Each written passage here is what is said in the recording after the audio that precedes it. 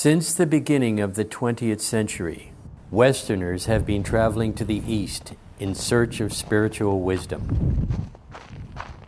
By the 1950s, Eastern meditation masters were coming to the West and establishing meditation centers here.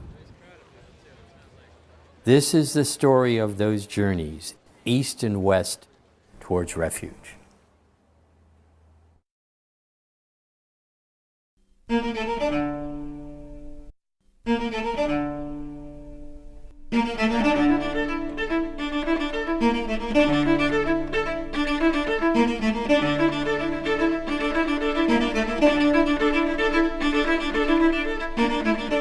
Violence is now out of date. So, the non-violence... Even though we have all the comforts Western society has to offer, there still seems to be something missing. There's an increasing spiritual hunger. Many are seeking spiritual refuge in Eastern thought. Westerners are now taking refuge in the path of Buddhism.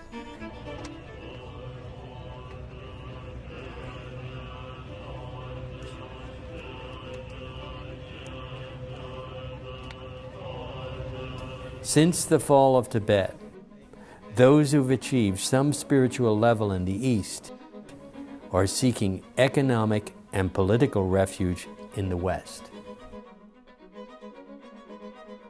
It's so difficult in the nature of man to deal with violence that, just even look at the world situation the way it is right now today, and what's going to be happening in the next few days, who knows.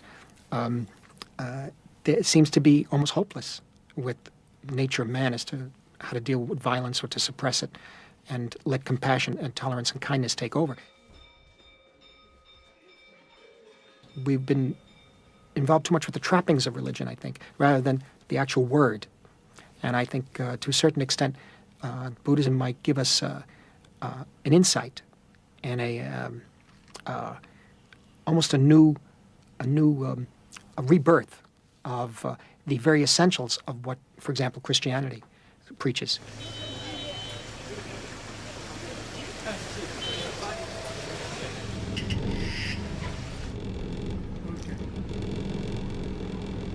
I already met some Westerners who already study or showing interest toward Buddhism.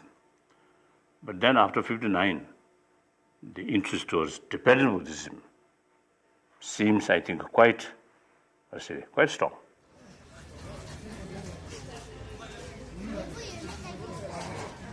I think image of Tibet or Tibetan Buddhism. And blood drinking or that kind of thing. And also those deities with sort of sex or like that.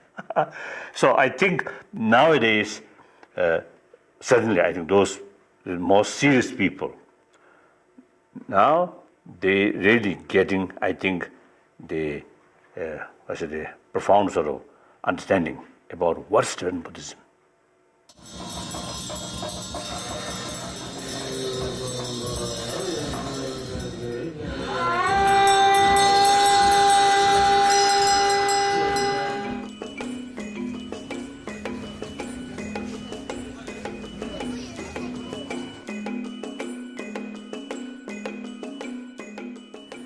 After the invasion of Tibet in 1959, the Dalai Lama went into exile in Dharamsala, India.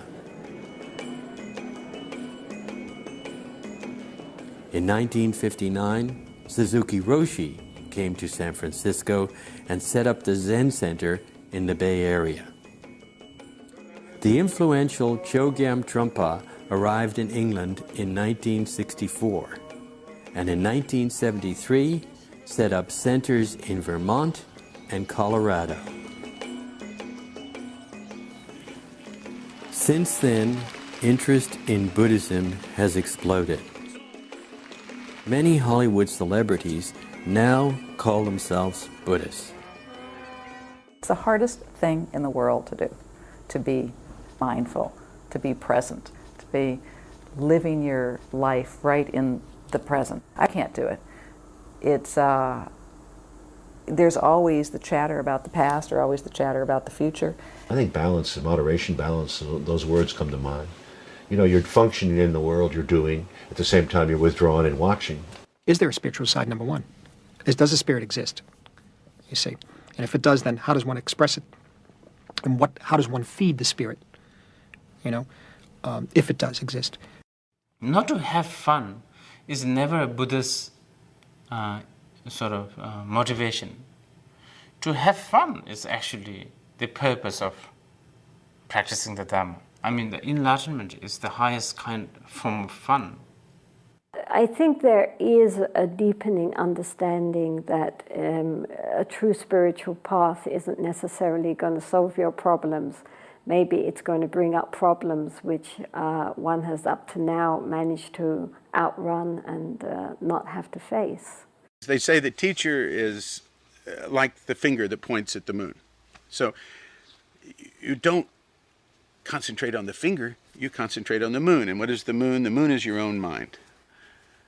And the point of zazen and practice is to know ourselves, to know our own mind.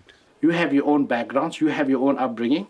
So in that sense, I think we're coming to another new dimension of the teachings of the Buddha. And Buddha said, at times, the teachings must be flexible so that you can incorporate it. So I think it's coming.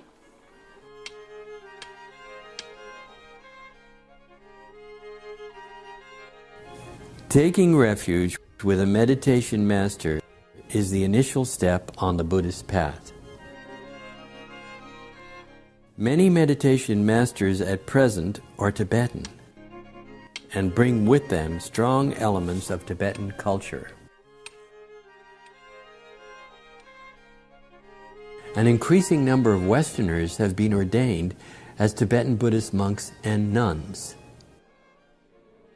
Been working here for several years, actually in Wall Street originally. I was sponsored by a brokerage company here, and but it was very competitive. It was a very large company, and so 2 or 3 years into that, I decided that I would go back to England. And it was on a trip back to England that I found a note from a stepbrother. And he turned to me and said, "Lorraine, I think in this day and age, the only ones who have anything real to say are the Tibetan Lamas." And he handed me a phone number. It turned out that it was a Tibetan Lama who was living in suburbia London, and I went to visit him some weeks later for an interview, and it was very fast after that. When I left the home, I saw a photograph on the wall, and I asked him who it was. I was struck by the image. It was His Holiness Dudjom Rinpoche, and I went to meet him 2 weeks later in France. And about 8 years ago, it really seemed to me inevitable that I would make a decision, although I was still working, and although I had actually a boutique, and I was meeting the public every day and involved in fashion, so I was really, you know, in the cosmetic part of life, or the aesthetics of the fashion, and but I decided to become a nun. Buddha made very clear, the teacher, in order to give teaching to others, first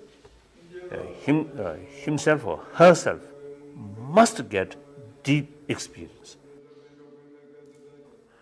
If the person really qualified one, then desire of money, desire of sex should not be there. This spirituality, this is not history, sort of subject, or some others, I think mathematics. But this is something spiritual. Therefore, the subject which they are explaining to others must have experience. Without experience, just a mere explanation is empty word. Therefore, the proper teacher must have the deeper experience as well as knowledge. So I think one indication of deeper experience is less negative emotion, more compassionate. So then some people seeking money, seeking pleasure, they may take that opportunity, exploitation. So be very careful, including myself. I often is telling people when I give some teaching, please examine me, please spy on me. That's important. Are you spying on yourself? Oh yes, mindfulness. Here, mindfulness. Check 24 hours, including my dream. Check what behavior, what thinking. This Buddhist monk.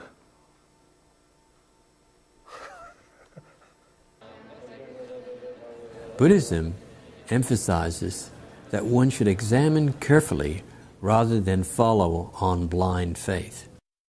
David Chadwick was ordained as a Zen priest by Suzuki Roshi.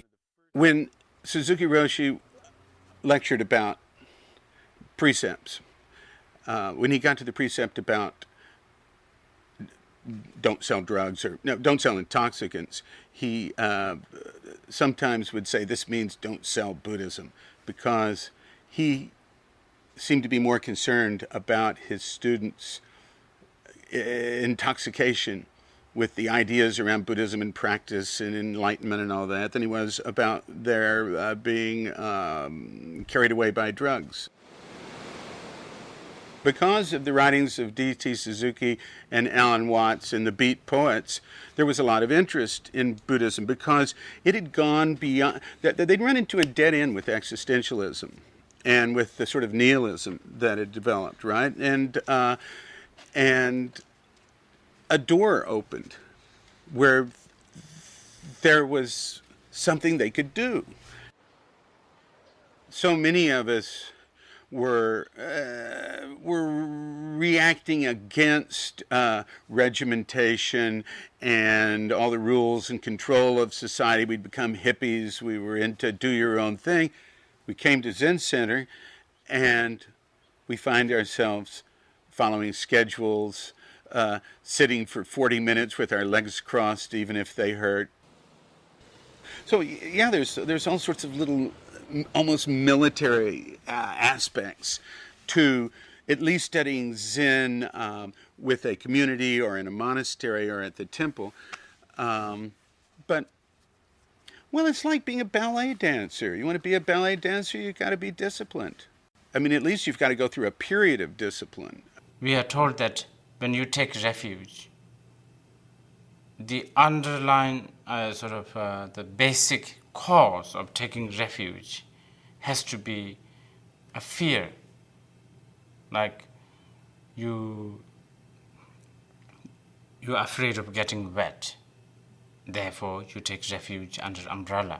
See, we're always taking refuge in something, right? In our hope, in, you know, our projected desire, in our revenge, in drugs, in food and sex and whatever.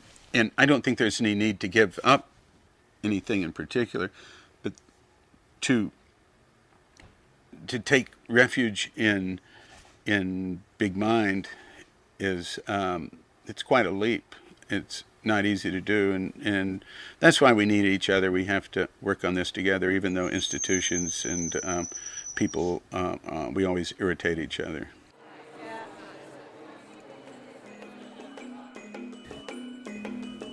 In these troubled times of heightened violence and war, Westerners are seeking a place to go in their mind that offers more spiritual comfort and a compassionate approach. The emphasis on self of the me generation may now be giving way to a more interdependent attitude. Sakyong Mimpam Rinpoche is the leader of Shambhala International and the son of Trungpa Rinpoche. We're taking refuge in our own ability. You know, what is our most innate ability is that we are all Buddhas and that we are all enlightened beings. That's what Buddha literally means, is a sense of total enlightenment. And enlightenment here means compassion, wisdom, you know, understanding, skillful means, knowing how to conduct oneself. So the process of taking refuge is taking refuge in our awakened quality, in our basic goodness, in our undeniable quality that we are fundamentally good and, you know, pure people. And that a lot of times we don't recognize that. A lot of times we don't have confidence in that. So we need a ceremony. We need a ceremony to say, you know, I am a Buddha.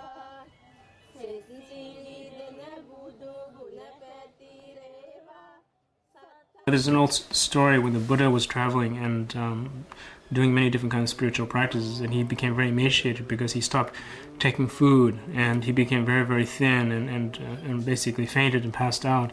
And then he was brought, some say some rice or yogurt.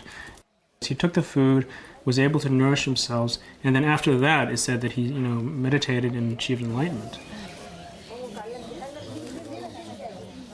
Long-term happiness comes from having a good relationship with your own mind and your own heart. So we do have to start with our own selves in a sense of learning how to meditate ourselves, learning how to generate some kind of kindness from ourselves. Then we have the ability to do it, for others.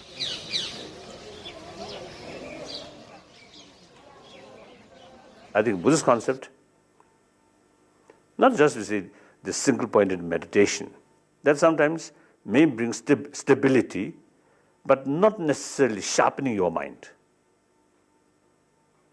Mind, of course, firstly, quick reaction.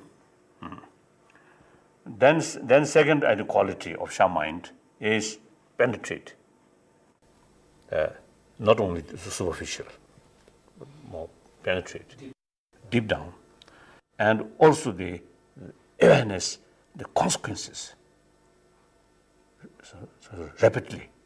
Yes, if this is so, but there are also repercussion. This may happen, that may happen. These are the, I think, quality of sharpness of mind.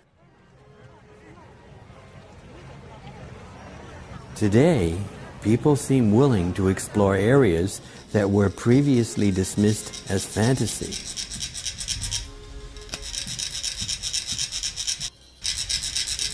Now there is room to consider the less tangible aspects of our lives. Are we in search of a new set of beliefs? Are spiritual values changing? Are the secrets of spiritual realization as obtainable as the secrets of material success? Moderation and balance, at least for me, is working, but I need to feed these different compartments until I can balance them. When I never had great balance. I have to figure this out still. It's always been a problem in my life. It's a necessity, spiritual life. It's not a choice. It's like if I don't have it, I'm going to be depleted. It's like chemicals in your body. I mean, maybe it is a genetic thing, how religious you are or how spiritual you are. I know some old women in Asia who pray 10 hours a day every day. I know people who are on sabbaticals or retreats for 2 years, 3 years in monasteries. It's a very different way of life they're choosing. They're very radical. Most religion is materialism. Most of what we call religion is trying to find some place in space and time where we're safe. But there is no place in space and time where we're safe.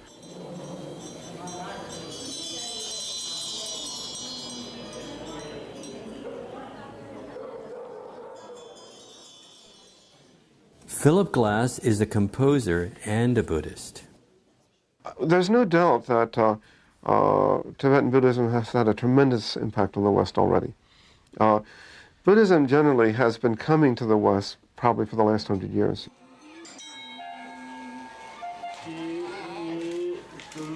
For the first time, a culture which had been really hermetically sealed up in a way had suddenly become opened up. And though what has been a tragedy for the Tibetan people has not been a tragedy for us, has been that for the first time we have access to teachers and traditions and living masters who are in the West, in Europe, in America. And for us who are alive now, we're the only people that will have met people from old Tibet, the isolated Tibet.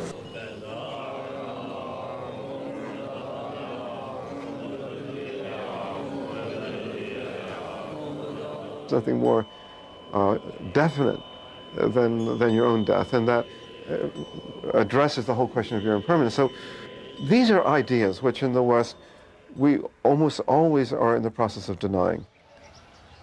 We deny the reality of our own death, and we deny the fact that our own impermanence. So Tibetan Buddhism is is seeing the way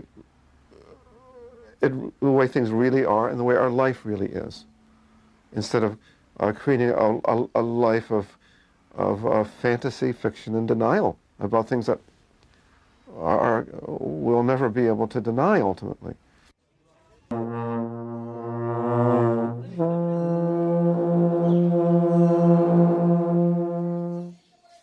I'm attracted to it because I'm interested in ritual. Buddhist subject matter has always been fascinating to me because of the nature of the behavior of many of the Buddhists that I've seen, how they behave personally and also behavior and the ritual of the religion itself. Not that I can understand everything that the ritual signifies. Many artists, filmmakers, and creative people are fascinated by what they've seen of Buddhism as it moves towards the West. Some of them have taken refuge as Buddhists. Others have produced major motion pictures about the life of the Dalai Lama and the concept of reincarnation and the fall of Tibet. If we go back and think about how Buddhism started from the very beginning, it was started by Prince Siddhartha. The name Siddhartha literally means every wish fulfilled. Siddhartha's every princely wish was fulfilled. All his time was filled with sensual activities and distractions. He was constantly protected from any unpleasant realities. At a certain point, he decided he didn't want to live in fantasy and illusion anymore.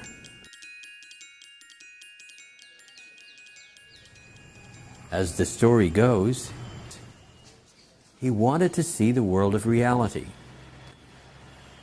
One day he left his palace and went out into the world. And he saw sickness, old age, and death for the first time. He was so moved by seeing the suffering that he decided it was necessary for him to completely awaken his mind and become enlightened. The word Buddha means awakened. Buddhists believe that all people have Buddha mind and can be enlightened. We could say that in the United States, at this moment in time, metaphorically, we are in Siddhartha's palace. We are at that point where we are continually having our egos supported. We have enormous opportunities for escapism and fantasy. This state of mind is often described as the God world. We have to go beyond happiness and unhappiness. Buddhism is supposedly path to enlightenment, not for well-being. If you have strong ego, attachment to the ego, Buddhism can be quite hard and harsh and bad news if you love yourself so much. When one takes refuge, they are saying, I am now on the path. From now on, my solution to everything is trying to have recognition of the nature of my own mind. By taking refuge, one is abandoning the concept of doubt. They are giving up the idea of nihilism. They are saying, there is a possibility, a way to battle through all of this and become a warrior in my own epic of development.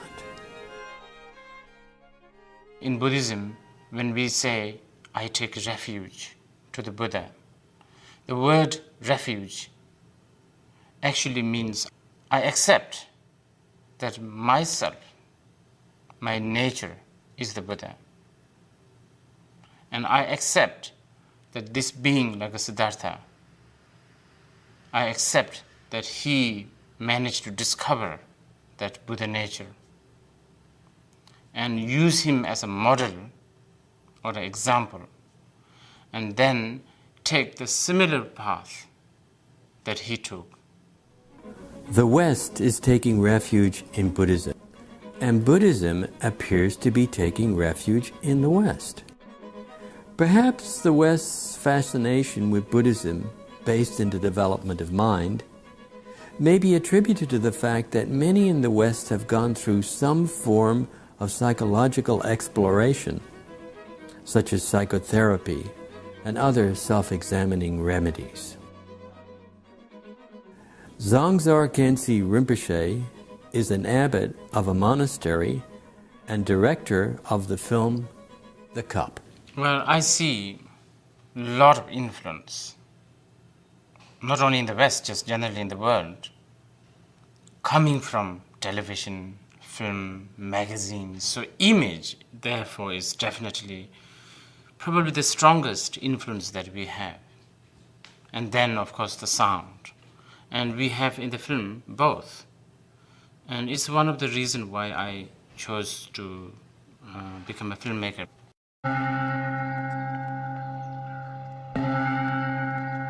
Why not become the influence instead of being influenced?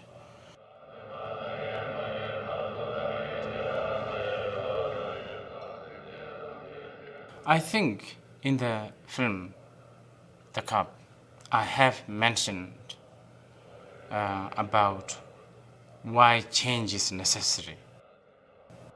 If not for Buddhism, Tibetans are very hot-blooded, and they could be really extreme, fanatical, and very narrow-minded. Even after arrival of Buddhism, I still find they are quite narrow-minded. Traditional religions are now in a more cooperative mood than they have been for centuries. But there is considerable doubt amongst their followers that their gods are in close contact with the present human condition. Many mainstream religions are now encouraging various forms of meditation.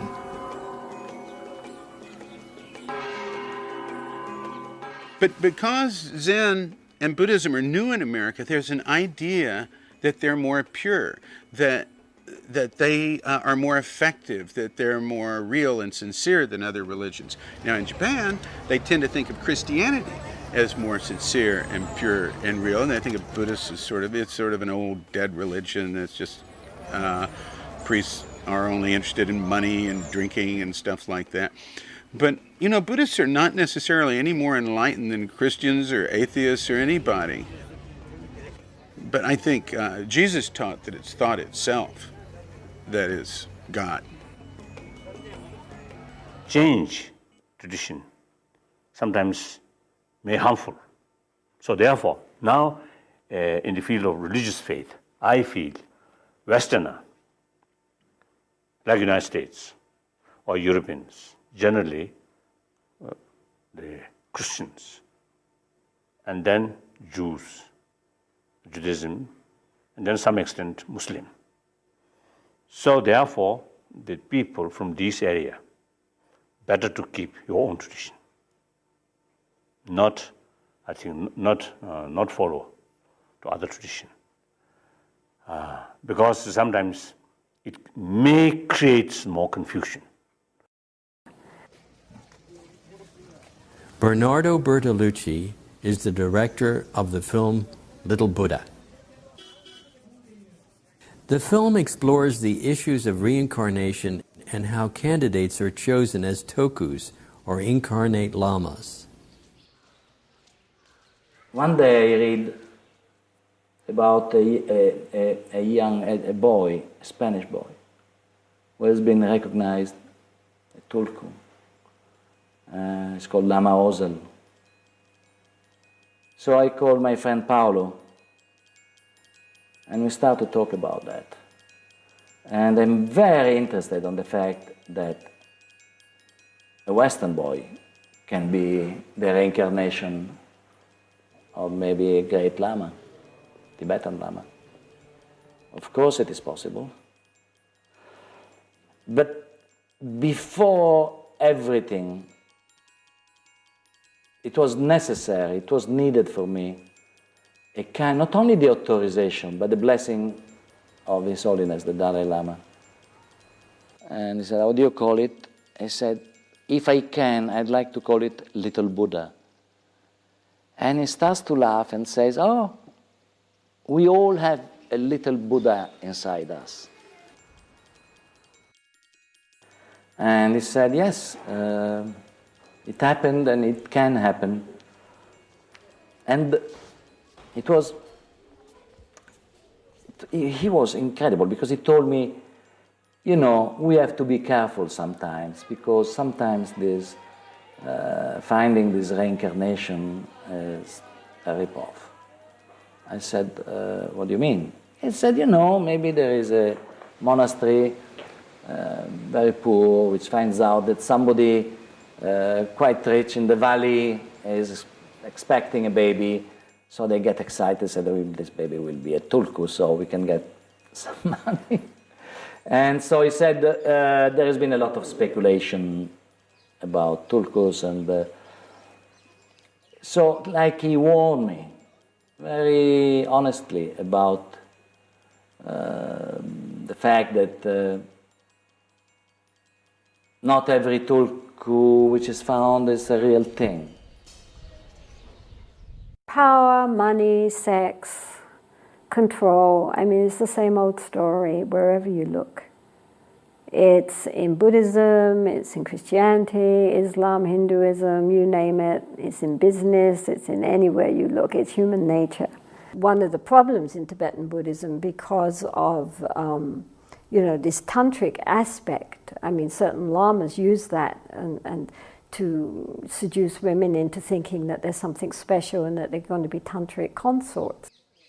Annie Tenzin Palmo has spent 12 years meditating in a cave in India. She has also founded the first nunnery outside Tibet. Well, I mean, you see it, of course, in Buddhist magazines. Everybody says His Holiness or His Eminence nowadays, you know, and nobody just wants to be an ordinary Khenpo. They have to be a Khenchen, you know, a great Khenpo. And, of course, some lamas present themselves like they are the film stars. Right? In a traditional society, someone who was really going to become a practitioner, you know, you give it a lot of time. It takes, you're slow cooking, you're not on a microwave. And nowadays people expect, you know, to get instant realizations in a weekend tantra course. We undervalue ourselves continually by identifying with all the wrong things, by identifying with our gender and with our body and with our conceptual mind, with our memories and with our belief systems. This tremendous emphasis on being happy and being fulfilled, and that our fulfillment and happiness depends on things exterior to ourselves. So in the West, people have too many possessions. They've had endless relationships, and on the whole, most of it has not brought them much happiness. It's created more chaos, more confusion, which is why people feel this sense of unrest, this sense of depression, this sense of anxiety. So then they begin to think maybe the answer doesn't lie outside, maybe the answer lies within us. Tibetan lamas have seen the openness of the West towards them and their thirst for spiritual developments. The lamas have found a welcome refuge in this society. Two Tibetan abbots, called the Khenpos, have built a traditional Tibetan monastery in Delaware County, New York. Definitely, I think the Buddhism is finding good refuge in Western countries because the Western, as we said before, the Western, all the practitioners are quite educated and intellectual, and also they're looking something deeper meaning of their life and the meanings of the existing, and I think Buddhist is offering those answers or giving those answers, and therefore we think is finding good refuge in the West. Until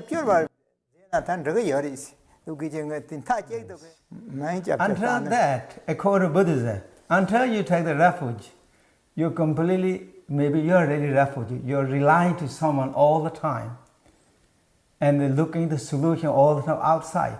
But when you take the refuge, you become self-equipped and independent, and you freedom. You have every opportunity, every equipment to be yourself.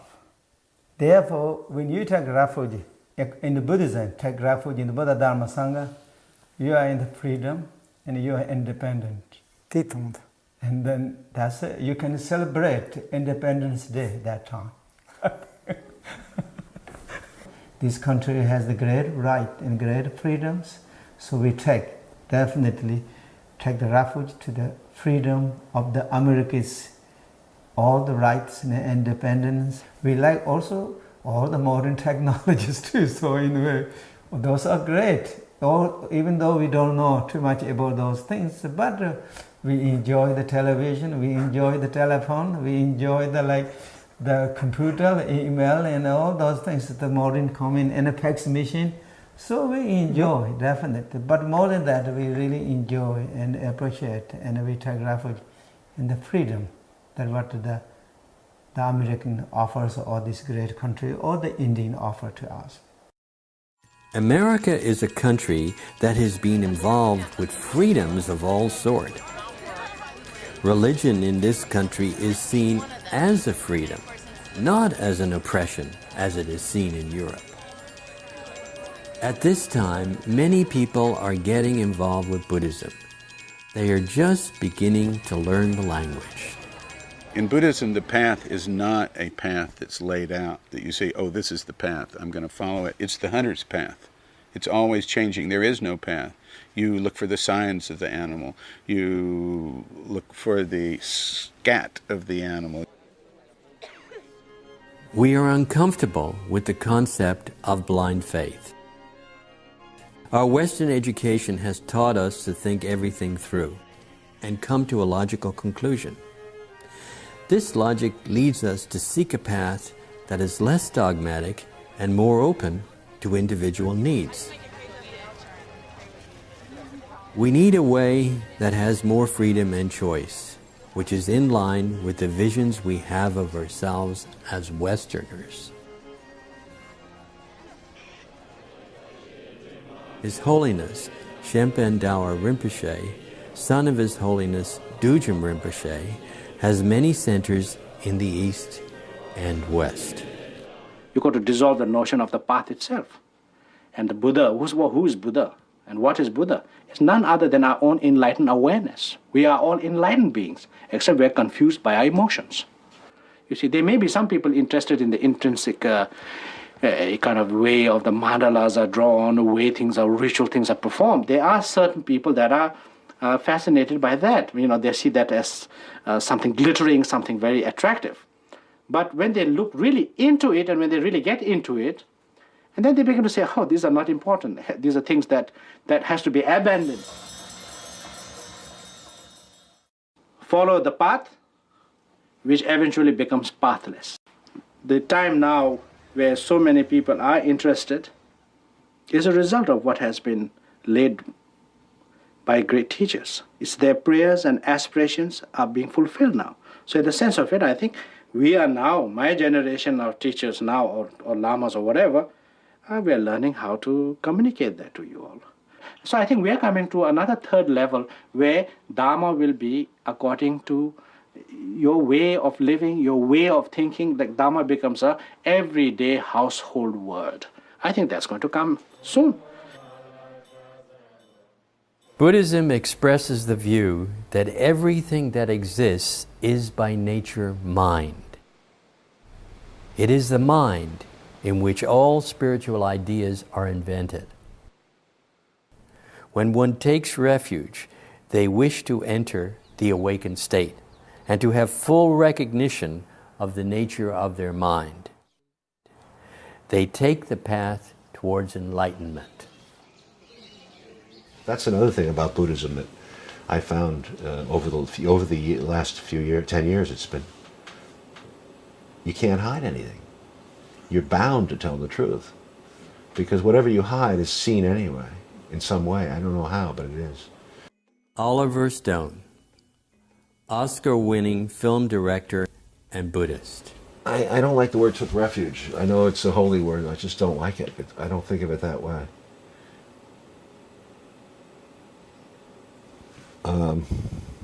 Entered into, studied, a student of, shared a bit of the experience. I never felt I wanted to become a member of a cult. And it does risk that at times in the West. I don't like the Western practices because they're cult-like.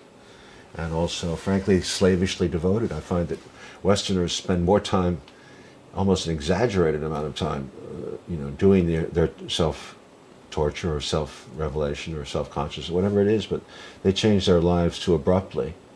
And it doesn't seem right. It seems that life is more of a long-term river, and you have to navigate the streams a little bit slower. I responded to the Buddha's story because of his intelligence, because of his width of understanding. And then, of course, he has to find another road. He leaves his home. That's the beautiful story. It's a great story. And of all the Savior stories, I believe, I like that one the best. I don't like the concept of coming down and getting nailed to a cross. I find it very brutal. And, I don't know that it's necessary but maybe there's an old feeling that blood is what does it. The West has had more respect for the blood myth than the East, probably. If you read Buddhism the way I read it, the beauty of it was a very intelligent philosophy. It wasn't a cult. It wasn't a religion. War is outdated. The Dalai Lama, Tibet's spiritual leader, is also Tibet's political leader. He has won the Nobel Peace Prize and has gained the popularity of a media star.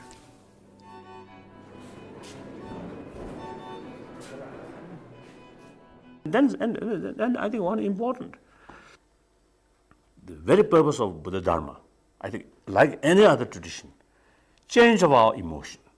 That is the main purpose. So change of emotion, not through injection, not through prayer, but through meditation, but through analyze the reality. Through analyze, eventually, emotion or concept or way of thinking will change. When we say egoless, that does not mean we reduce the sense of self. The feeling of strong I, sense of strong self, itself, I think, good. But then, that combined with negative emotions, such as hatred, or then it becomes really destructive. Too much self-confidence, then doing all sorts of negative and no feeling at all about other sort of experiences or others' feeling. The Bodhisattva sort of practice, willing to sacrifice oneself for benefit of other, and also is willing to take all suffering of other sentient being on oneself, and willing to give all one's own sort of virtuous things, good things to other. In order to practice that, unless you have very strong sort of determination or willpower and self-confidence, you can't practice that. So in order to practice that, the very strong as a sense of self, very strong self, very necessary.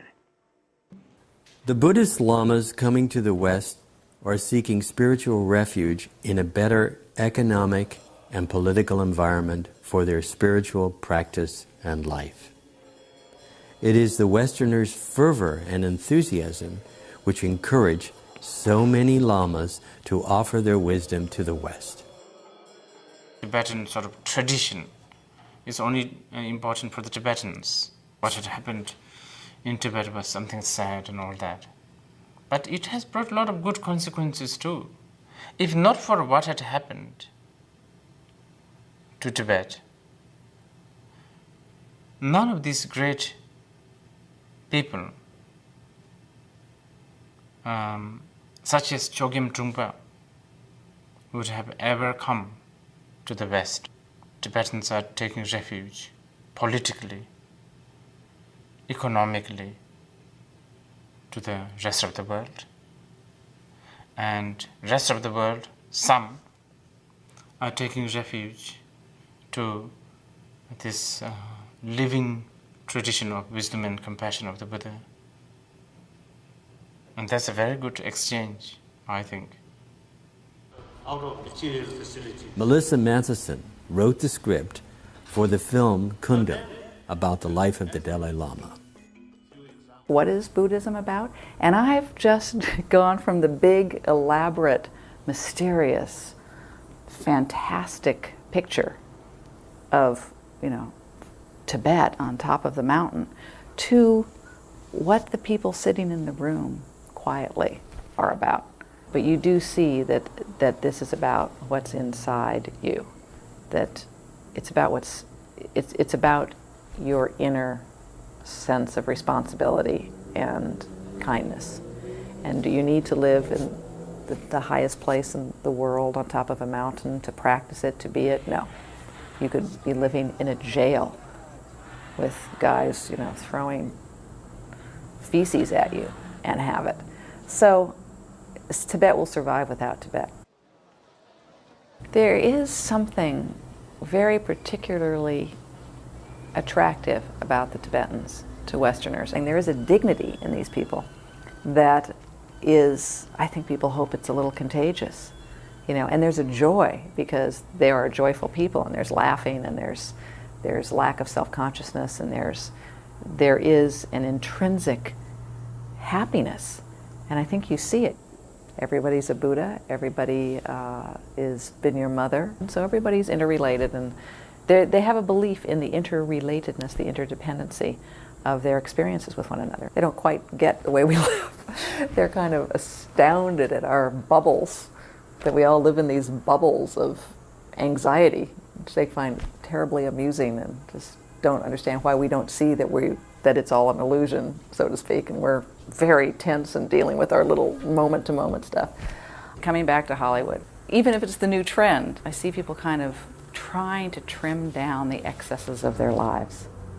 And the more you trim down, when you keep trimming, you're just finally left with yourself.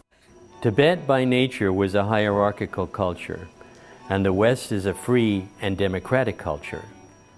Now Westerners are realizing there is considerable difference between Buddhism and Tibetan culture. Lamas are also realizing that freedom here is an absolute right and an individual responsibility. If Buddhism is to succeed in the West, there can be little doubt that it will have to reflect attitudes of Western culture. You could take aspects of the religion to supplement your own, or even aspects of the religion to supplement your own ethics, your own way of thinking about society. Martin Scorsese directed Kundun, a film about the life of the Dalai Lama.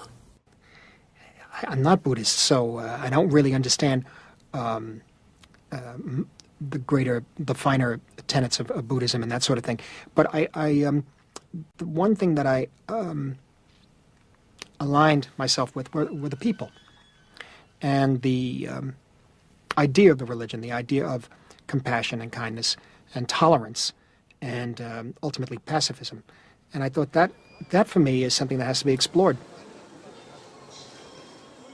Working with them created an atmosphere very much unlike any movie I've ever made. It was extremely difficult to shoot, but on the other hand, it was one of the greatest, vacation is the wrong word, but one of the greatest motion picture experiences I've ever had. It was like a retreat. The normal frustrations of making a film, particularly on location, there were times I was, quite frustrated and upset and that sort of thing. But At the same time, as I say, it still was one of the greatest, it was probably the best experience of shooting a movie I've ever had. In a practical way, it was how to balance feelings of frustration, anxiety, anger, how to balance it in your mind and your heart so that it doesn't do you in. There's certain things that are just not going to change. They're not going to change. You better go with it. Deal with what the issue is, Try to work it out, Other things that can be changed, try to do it constructively. That's all. And put things in literally put things in a degree of importance. Because so many things go wrong each day, But then take that experience from that set and apply it to the everyday in real life. And it has helped somewhat. It really has. It doesn't mean I don't have the difficulty of doing films, I don't have the difficulty in daily life, but it's, as I say, on a practical level, it's helped somewhat. Who said that Tibetan Buddhism was going to continue to exist the way it has the past 1,400 years? Now it's out, and it changes, it transforms, and in an interesting way, I think it's something that could really help the thinking and the beliefs of the West. And very often, one of the things that could happen in Western religion is that one becomes more preoccupied. Not everyone. Some do become more preoccupied with the more concrete aspects of that religion. We become involved more with the surface of it rather than the real deep meaning, and trying to live that deep meaning out every day. And so there's something that we've lost, I think, the sense of compassion, kindness, and the sense of tolerance. There's something about the way they move. There's something about the looks on their faces. And I think, as I've said many times, just know how they revere the world and know how they revere each other, and especially the Dalai Lama. The whole Buddhist path is about how to get beyond neurosis. It's not just telling you, don't be angry. It's showing you how you can work with your anger. And most people, they want the idea of bliss and peace and all that side of it, but they don't want the hard work which it takes. They're not thinking of the person right in front of them, their partners, their children, their parents, their colleagues at work, their employers or employees, the people they meet every day. This is the opportunity to practice. So seeing that most practitioners, the vast majority, have families, relationships, careers, a social life, and so forth, then the Dharma has to adapt itself to the kinds of lives of the practitioners and become relevant for their daily life. When the Buddha was walking this earth, he was, he didn't spend all his time sitting under a tree. He was, for 45 years, wandering around northern India, meeting with kings and courtesans, businessmen, warriors, and many, many different kinds of people. He didn't tell them all that they had to leave their homes and their families. If it was a king, he taught him how to be a good king. If it was a businessman, then he showed him how to use the family life as a way of practicing the Dharma. The simple image of the yogi in the cave hardly seems workable for those of us who have to go to work every day. Nevertheless, the Tibetans have already enriched our lives by encouraging us to improve the image we have of ourselves. And Buddhism is giving us practical ways of dealing with the nature of our mind. The Tibetans who left their Shangri-La did not wither and die. Their lives have been renewed by taking refuge in the West. So some people may get some sort of impression and Dalai Lama have the healing power, so that in spite of the expenses sort of troubling come to here, then when he actually met me, nothing happened. Then the worst thing, some people might come here with belief that Dalai Lama have some miracle power. Just asked.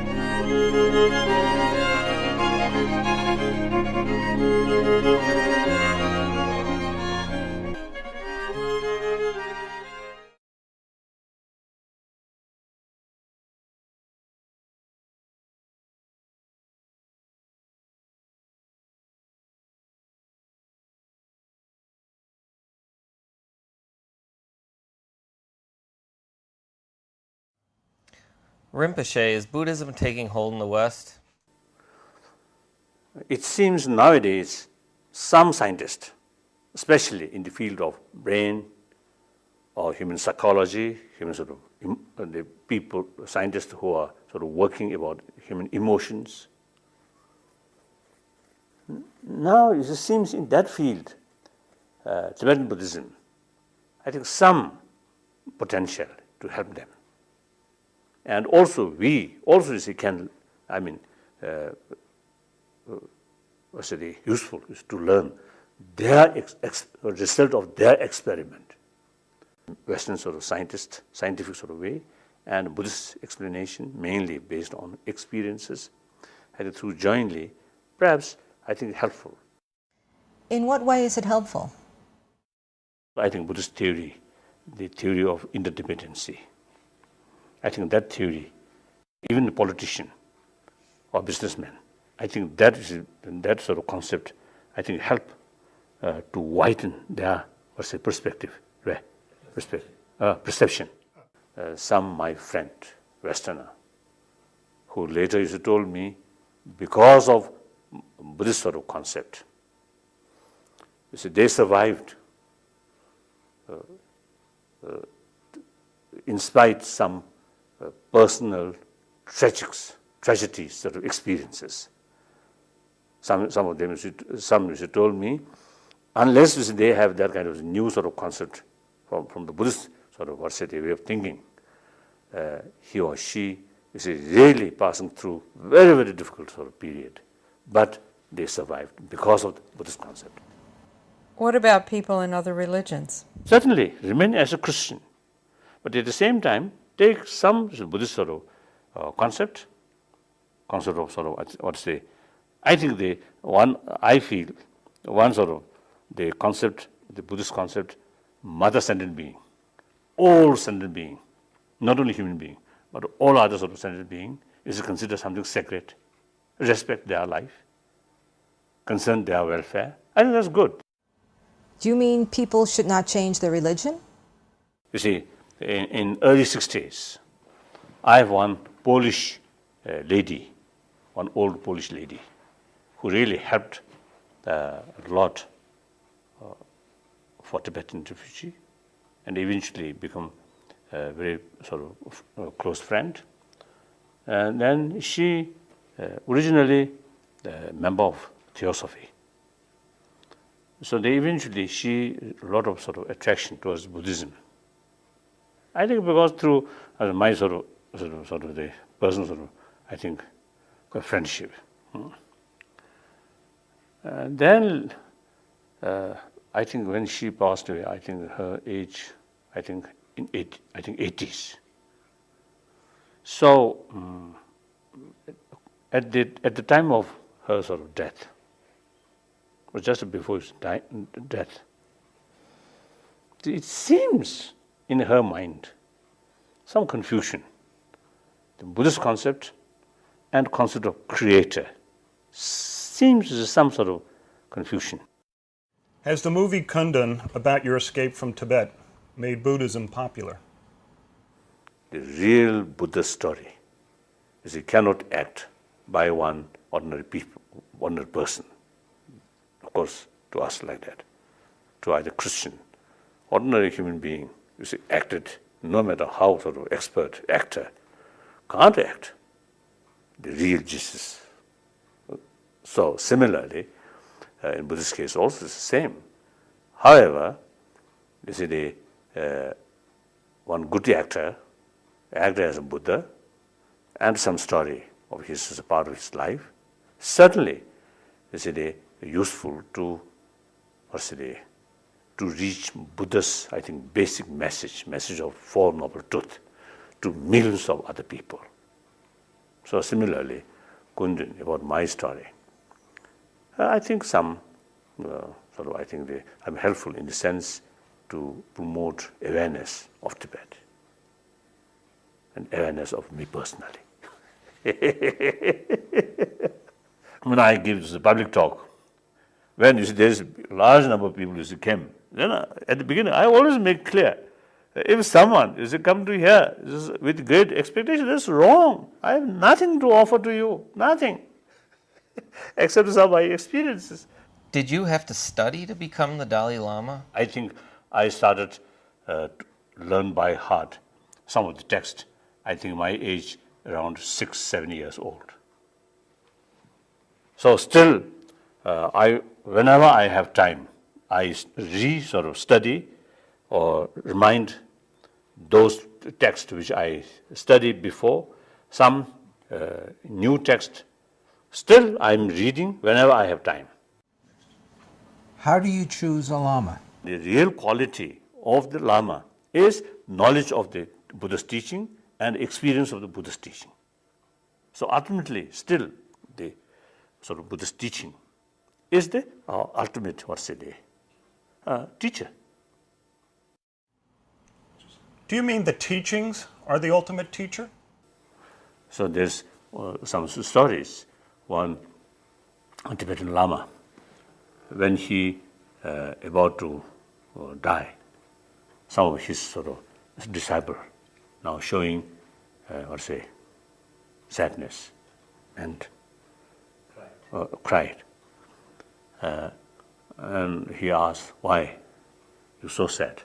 Then they say, now up to now we have our guru, so whenever we find some sort of doubt or difficulties or obstacles, we can ask you, we can rely on you. Now you will not be no longer there. So now when we face some problems, how to do? To whom we rely? Then the dying sort of Lama stated, you already have enough sort of knowledge or experience, so now on you don't need any Lama. Your Lama should be the Buddha's teaching text. Your Lama. So read more, and whenever you get some doubt, read, study, think. He answered like that. I think that's very true. Very, very true. But people in the West have busy lives and no spare time. So you need determination. You need effort. So effort, not from external sort of force or external pressure, including your teacher, but something internal, volunteer desire. Like my own sort of case. When I was, teenage, although I already started study, including debate, but no inner sort of enthusiasm. So takes just like the burden given me by my teacher, mercilessly. So therefore, you see, there is no real enthusiasm from within. So they afterward, yes, get some taste of Buddha Dharma, some conviction. Then even today, whenever I have time, even if my breakfast, mouth, you see some work, but at the same time, my eye always look the reading. So sometimes I listen, you see, the radio. But this listen, but I always read. Think. Here, people's lives are so filled up with responsibilities.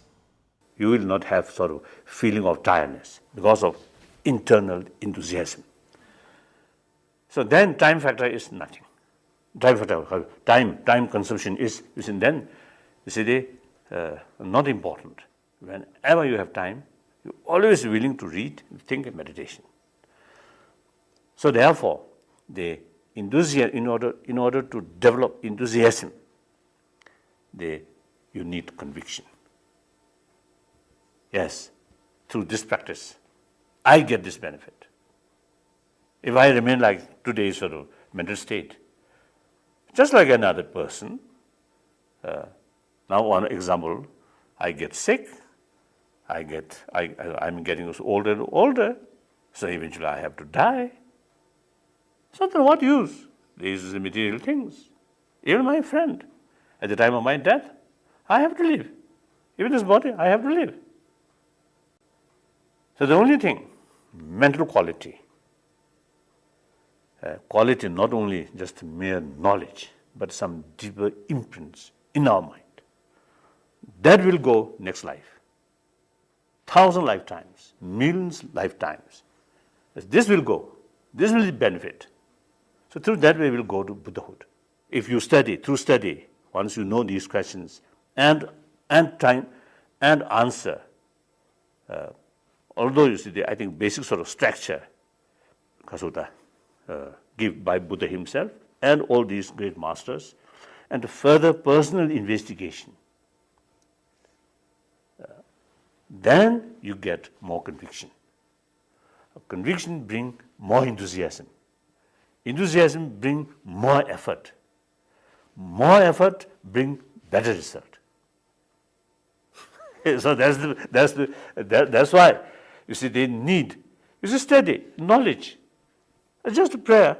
It's a Buddham Sharanam Gacchami, Namam Buddhaya, 1,000 times. Just lip service, or almost like lip service. I don't know how much sort of impact in my mind. I don't know. Do you actually make an effort to create these imprints? Sort of inquiring as much as I can, some deeper imprints, positive imprints in my mind. So day and night, including in my dream, some sort of effort, some sort of desire is to accumulate some kind of deeper sort of experiences. So like that. So therefore, in order to develop conviction, you need a lot of sort of, what's a day? No. I think the awareness, the reality. Reality of our body, or our life, this life, or reality of samsara, we call samsara, cyclic existence, and reality of nirvana, whether nirvana is something real or not. That question, you see, bring the further investigation about nature of mind and nature of emotion. Whether emotion can eliminate or not. What part do the senses play? I think some proper sort of practitioner, I think they mainly, you see, the emphasis on the deeper mind. They don't care about the senses of senses, sensorial sort of thing.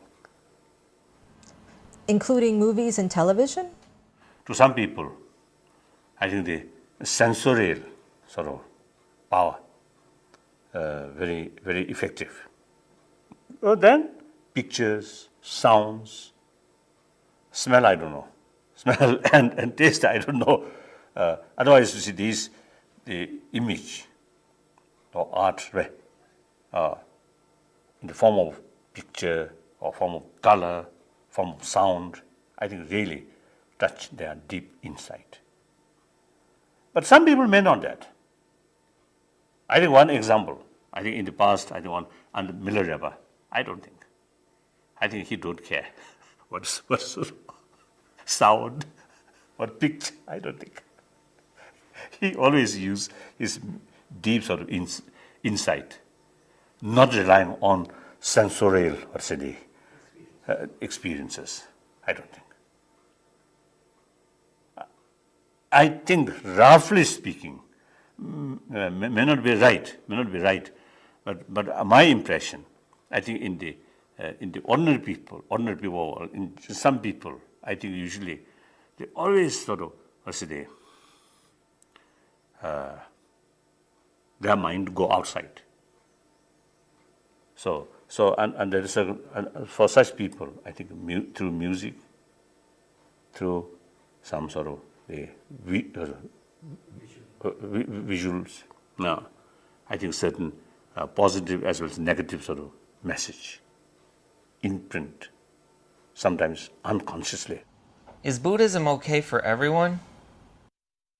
There are many different causes and conditions, and different sort of different background. So accordingly, we need some kind of approach. We can't sort of treat them same way. They look on the surface, yes, some mental disturbance there. Then one method for all, wrong, I think. Is there one true faith? Like, I think, body, or immune system, the person's mental sort of structure, some are quite sort of, strong, some are weak. So accordingly, we need different method. So variety of people. So need variety of method. Therefore, I always telling people, we need variety of religion, variety of philosophy, because of that fact. No matter how Buddhism is sophisticated, cannot satisfy variety of people. So we need variety of religion. Why is there so much more violence and unhappiness now? Modern technology and human sophisticated mind or smart brain, just a mere sort of smart brain, these two combine without proper warm heart or proper sort of motivation, or modern technology, human intelligence, guided by negative emotion, then immense destructions. So that, to me, that also is one, I think, clear sort of confirmation that we need more effort to increase compassion, sense of caring, a sense of, I think, the awareness, entire humanity as a member of one human family. I think that's very important. What is the meaning of mindfulness? Sharpening your mind, at the same time, because of basically your sort of attitude, you still remain very calm. I think that we need. Just stability, calm mind, without much of thinking, that also not, I think, not wonderful, not something very good. Clear? Oh, why? I think some of the birds, some of the pigeons, they're very peaceful. When they feed and fat, and no images of threat, very peaceful, very calm, very holy. So, yeah, dull. Because the human being, this is intelligence. I think potential of visions. Think about the future. Think of many things. So that's one, I think, good quality of human mind. But at the same time, that also sometimes bring more anxiety, more fear, more doubt. As a result, more disturbances. So sharp mind doesn't solve the problem. Sometimes some people, their mind very sharp, but so much ups and downs. So that disturb their mind. and eventually ruin for their physical health also. What is sharp mind? So one part of the quality, I think here, that sharpness, mindfulness also there, your mind focusing one particular subject. If you see your mind scattered, then you can't penetrate deeply and also can't see the other sort of consequences, possibility of consequences. Does meditation always produce a good result? I met some practitioner few years ago, one monk from Ladakh. He spent some time, a few years in meditation. And then he told me before retreat, his mind sharp. He learned easily. After a few years of meditation, and he found his sharpness of mind much reduced. And he inquiring, what happened?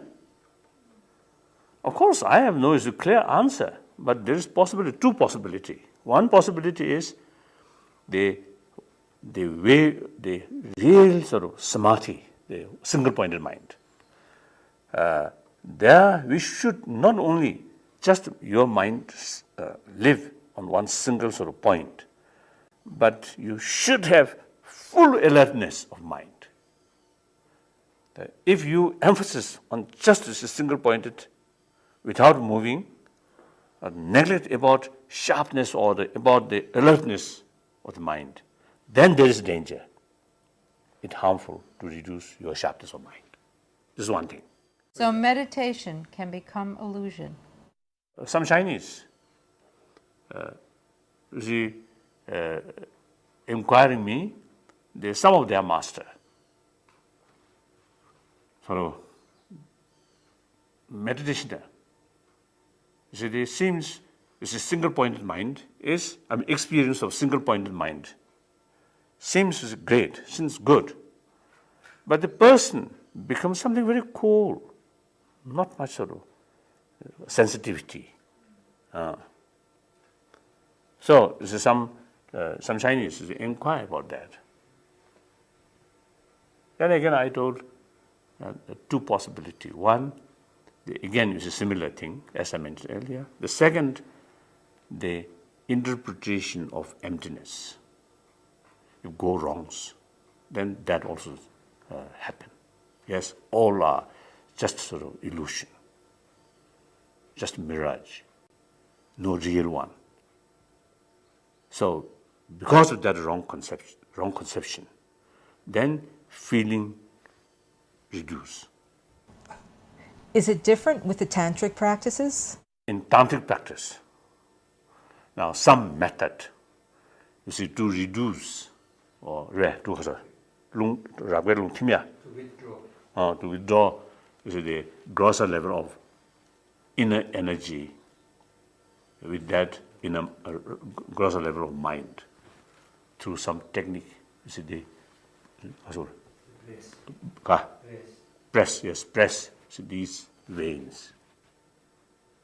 So unless proper guidance, you may die. You may get a heart attack. So there is dangerous. Danger is also there. What is emptiness?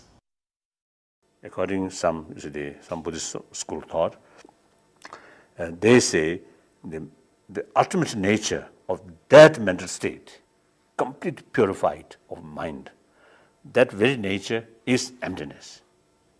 Therefore, in order to experience that kind of emptiness, you should meditate on emptiness.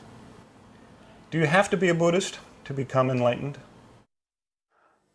Now, the enlightenment, according to Buddhism, is in the definition of enlightenment according to Buddhism. That kind of enlightenment achieved, I think, should be Buddhist. But then enlightenment, some other sort of as an interpretation, according to Christianity, according to Muslim, according to Hinduism. So when you say enlightenment, there are different sort of interpretation, different meaning. So according each sort of meaning or different interpretation. You need sort of their own, method. What should people think when they see your image in media? I dedicated. My very existence is something benefit to other. One time in Germany, after my teaching, among some questions, I think one lady, I think a little disturbance her mind. So she expressed in her questions whether permissible she considered me something close friend to her. Then I answered, whatever way you get some immediate sort of benefit, you can think, no problem. So because, the one part of sort of, I think, practice of the Bodhisattva was, wow, oneself is nothing, but something, the possession of other. Okay? So whatever way, some uses even if you use my physical, as, of course, as a Dalai Lama, I think it will never happen. But theoretically, if one day I become a slave for some benefit to someone, yes, that's my duty to serve, to work, because I dedicated my whole sort of body, speech, mind to this end being. That's my prayer. Not something special to me. All the people who take Bodhisattva vow should practice that.